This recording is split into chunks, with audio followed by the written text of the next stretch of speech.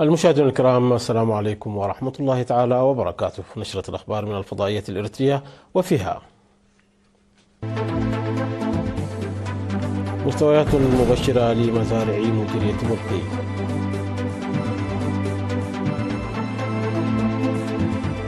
إحياء اليوم العالمي لمكافحة داء سعار الكلب، سمينار لأصحاب المرافق الخدمية في القاشبركة،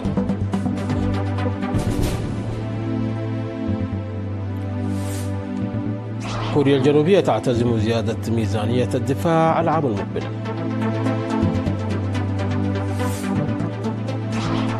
مقتل 69 شخص جراء زلزال مدمر ضرب الفلبين،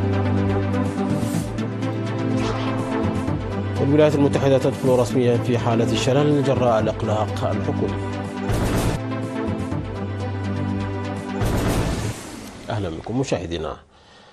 أفاد عضو قسم تنمية النباتات بمديرية ملقية السيد كحسي منا أن حالة البقوليات والحبوب التي زرعت في حوالي 14,000 هكتار من المزارع في حالة جيدة، وأوضح أنه تم زراعة 90% من الأراضي الزراعية التي تصل إلى 15,414 هكتارا كان قد خطط لزراعتها في موسم خريف عام 2025، وأن جزء من المزارع التي زرعت في وقت مبكر من الموسم تأثرت جراء تأخر هطول الأمطار، كما نمت المزارع المتأخرة بشكل جيد. وأشار إلى أن تضاريس المديرية لا تساعد على الزراعة بالأساليب الحديثة، وأنه تم زراعة الجزء الأكبر منها بالأساليب التقليدية، وأن المزارع وصلت إلى مرحلة الإثمار نتيجة الهطول الجيد للأمطار من شهر يوليو وحتى شهر سبتمبر المنصرم. وأضاف مسؤول مكتب الزراعة السيد ملاكي ولد ميكائيل بدوره أن المزارع التي زرعت مؤخرا والمراعي نمت بشكل جيد نتيجة الهطول الجيد للأمطار، بالرغم من المخاوف التي أسفرت عن تأخر هطول الأمطار في بداية الموسم من أواخر شهر يونيو. وحتى الخبراء الزراعيون في الختام المزارعين إلى عدم التهاون والاسترخاء ومتابعة مزارعهم بجد حتى الحصاد وجمع المحصول.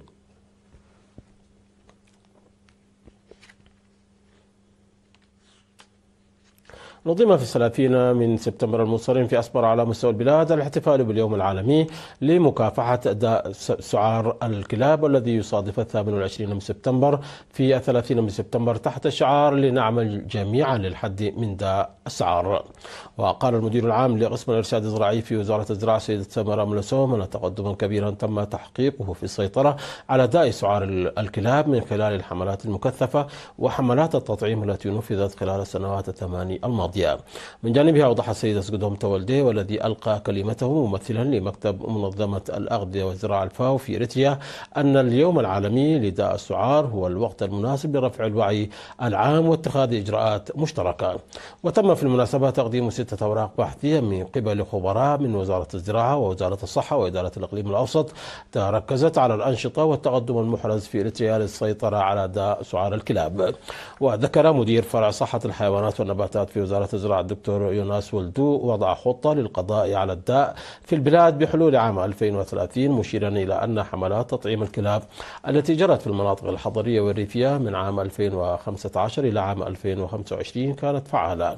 شارك في الاحتفال كبار المسؤولين بالوزارة وممثلي وكالات الأمم المتحدة والكليات والخبراء والضيوف. نظم قسم السياحة بإقليم القاشبركة سمينار ركز على تطوير أنشطة تقديم الخدمات السياحية لأصحاب المرافق الخدمية في أغردات وعمالها. وأوضح مسؤول فرع الدراسات ومراقبة الموارد والتوعية السيد سمرت قبرمتين أن السمينار هدف إلى رفع الوعي والمفاهيم حول تقديم الخدمات السياحية لأصحاب العمل والمرافق المعنية، وتهيئة بيئة ملائمة تشجع السياحة الداخلية وتلبي طلباتها. ودعا رئيس فرع جمعية أصحاب المرافق الخدمية بمديرية أغردات السيد تقي أسرات بدوره دعا الجميع للعمل بالجد من أجل تطوير مجال السياحة، مذكرا بأهمية السمينار في تحسين تقديم الخدمات في المرافق برفع الوعي والمعرفة والخبرة. وحث المدير التنفيذي لإدارة مديرية أغردات السيد كبراب فساتيون ومسؤول التوعية والتوجيه السيد عبد القادر حجاي الجهات المعنية بتنظيم محاضرات ودورات ذات صلة بالمجال، نظرا إلى أهميتها المعرفية ومساهمتها في توجيه وتطوير قطاع السياحة على الصعيد الخدمي.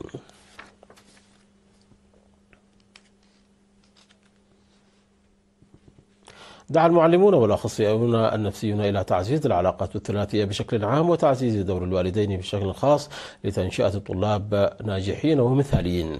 وأوضح مسؤول التعليم الأستاذ كبرآب ملاكي أن الطالب المميز هو المنظم والمنضبط والذي يحترم ثقافته ومجتمعه ويقود جميع أنشطته بطريقة مدروسة ويكون قدوة للآخرين. وقال طبيب الأمراض النفسية في مستشفى كران السيد مبراتو كفلاي أن التطور العقلي والاجتماعي والعاطفي للطلاب يلعب دورا مهما في العملية التعليمية. وأضاف أن الرعاية الأسرية الخاصة أمر ضروري ليكون للطالب رغبة قوية في النجاح في التعليم واتخاذ المبادرة.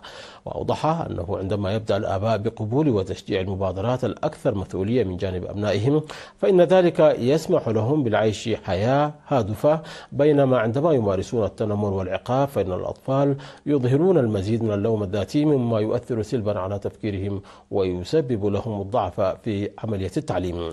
واختتم المختصون بحث الآباء والأمهات على تعزيز مساهمتهم في تعليم أبنائهم وتشجيعهم مثل الجهود الحثيثة التي يقومون بها لتحقيق النمو الجسدي.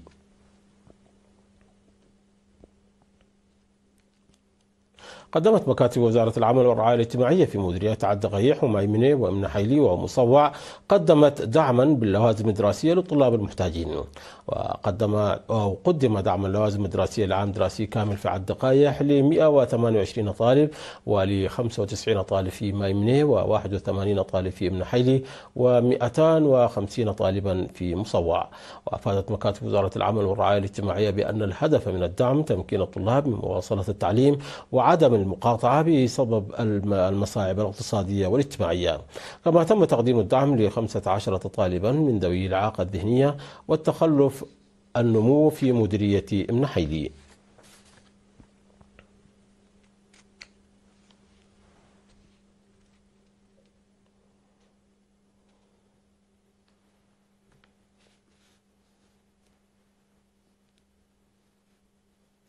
حرقت في 28 من سبتمبر المنصرم مواد استهلاكية منتهية الصلاحية ضبطت خلال عملية تفتيش جرت في مديرية حلحل.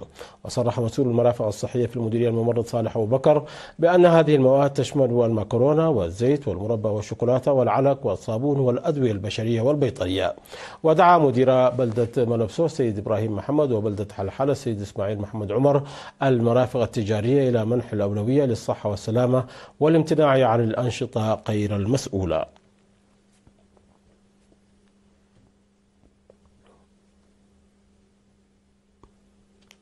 استشهد الرائد ميكائيل فرزقي ورجاه يوم أمس 29 من سبتمبر عن عمر ناهز 66 عاما جراء مرض ألم به. والتحق الرائد ميكائيل بصفوف قوات التحرير الشعبية في شهر يونيو من عام 1975 وناضل ضمن الوحدات القتالية واستخبارات التنظيم، ثم عمل بعد الاستقلال في الشرطة وخدمة التأهيل والإصلاح بمختلف مستويات المسؤولية. والمناضل الشهيد الرائد ميكائيل فرزقي ورجاه رب أسرة وأب ل6 أبناء، ووري جثمانه الثرى اليوم الأول من أكتوبر في مقبرة الشهداء بأسمرة. وتعرب قيادة الفرقة 24 بوزارة الدفاع عن بالغ حزنها لاستشهاد الرائد ميكائيل فرزقي وتعزي ذويه ورفاقه وزملائه.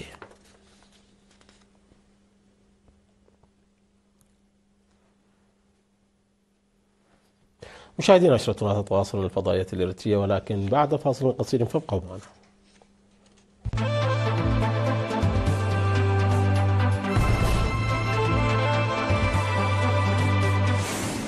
أهلا بكم مجددا. تعهد الرئيس الكوري الجنوبي لي جين ميونغ ببناء جيش قوي يعتمد على نفسه لمواجهة المشهد الأمني المتغير بفعالية، معربا عن ثقته في القوى العسكرية وصناعة الدفاع في كوريا الجنوبية. ونقلت وكالة يونهاب عن لي في خطاب ألقاه بمناسبة اليوم 77 للقوات المسلحة قوله: علينا أن نتحرك نحو دفاع قوي ذاتي قائم على فخرنا وثقتنا في قوتنا العسكرية. وأكد لي أن كوريا الجنوبية ستستعيد السيطرة على العمليات العسكرية لقواتها من الولايات المتحدة، وستقود وضعا دفاعيا مشتركا قويا مع واشنطن في حال استعادة قيادة العمليات العسكرية المخطط لها.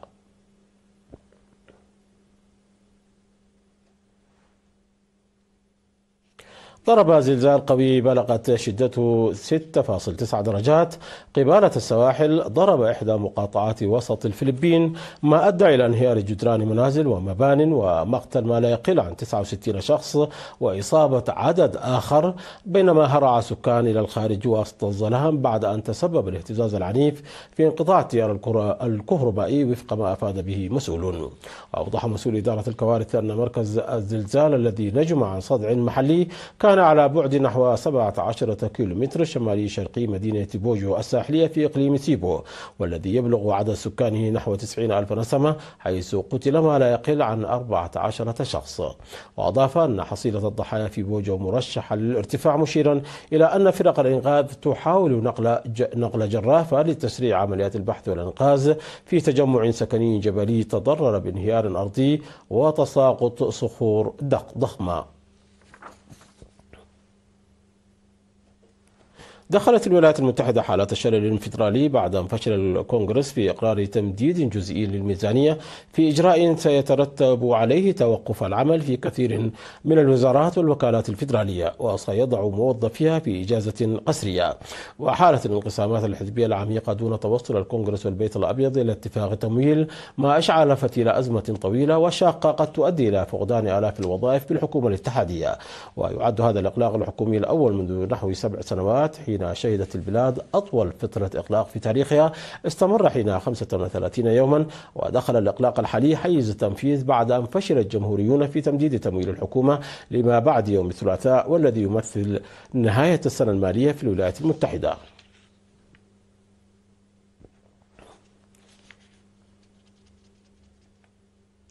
جددت وزارة الحرب الأمريكية البنتاغون التزامها بتقليص مهمتها العسكرية في العراق، وهي عملية قال مسؤول أمريكي أنها ستشهد قيام بغداد بقيادة ما وصفها بجهود مكافحة فلول تنظيم الدولة الإسلامية داخل البلاد. وأوضح شون بارنيل المتحدث باسم البنتاغون أن تقليص المهمة العسكرية في العراق يأتي تنفيذا للاتفاق الموقع مع الحكومة العراقية في سبتمبر من العام الماضي. وأضاف بارنيل أن التقليص يعكس النجاح المشترك في محاربة تنظيم الدولة وجهود الانتقال إلى شراكة أمنية دائمة مع العراق. من جانبه قال مسؤول رفيع في البنتاغون أن تنظيم الدولة لم يعد يشكل تهديدا متواصلا للحكومة العراقية ولا للولايات المتحدة انطلاقا من العراق.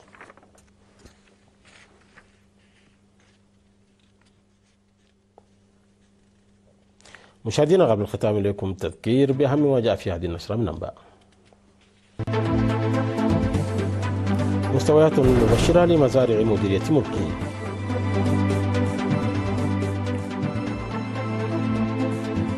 إحياء اليوم العالمي لمكافحة داء سعار الكلاب.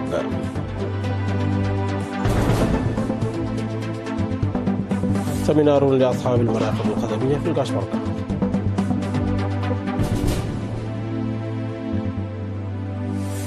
كوريا الجنوبية تعتزم زيادة ميزانية الدفاع العام المقبل.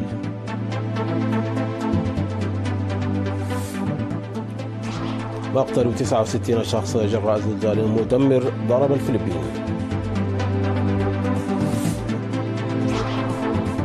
والولايات المتحدة تدخل رسميا حالة شلل جراء الإغلاق الحكومي.